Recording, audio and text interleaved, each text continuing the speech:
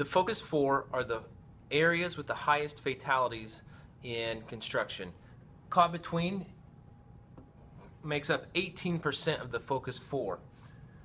And most of those fatalities in caught between come from trench collapses. Also, some of them do come from rotating equipment and unguarded parts. So in trenching and excavation, some of the hazards include cave-in, so you've got a trench and it caves in, water accumulation in a trench, also falling objects. When workers are down in a trench, falling objects fall into the trench, collapse of nearby structures onto the trench and causing debris to go down in there, and also hazardous atmospheres, hazardous gases being emitted from the earth can be toxic to the workers in the trench. So when you have cave-ins, what we can do to try to prevent that is we can check for soil conditions. They can change daily.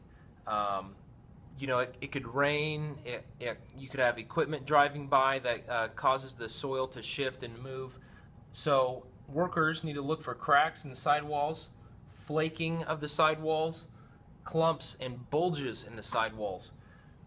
These trenches need to be inspected daily by a competent person because there's these different types of soils, and some of them will be more susceptible to the daily changes of you know, whether it's rained or whatever.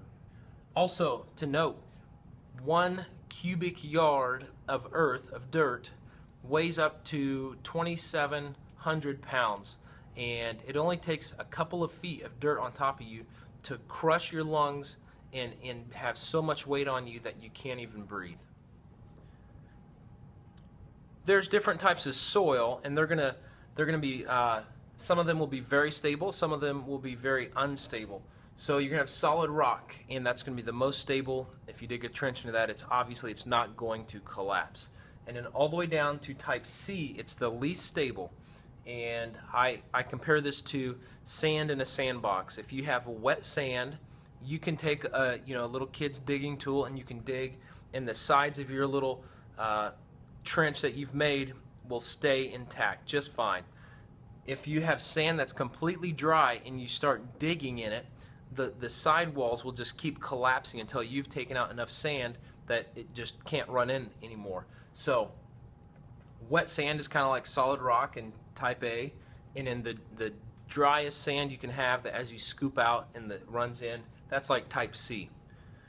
To be safe, when you're going to trench, you need to treat all soil like it is type C soil. So if we're going to trench, we need to take precautions, and there are a couple different ways we can have a trench that's safe for workers to be in.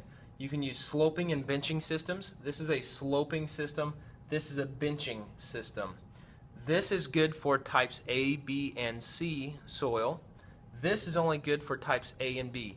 Type C, it will not work. You can also use a support system with some shoring up, things like that. These are big metal plates, sometimes they're wood, and they've got crossbars so that you can lower those down in the trench and work and it be safe. If you have trenches that are greater than 4 feet, they have to have egress or a way out every 25 feet.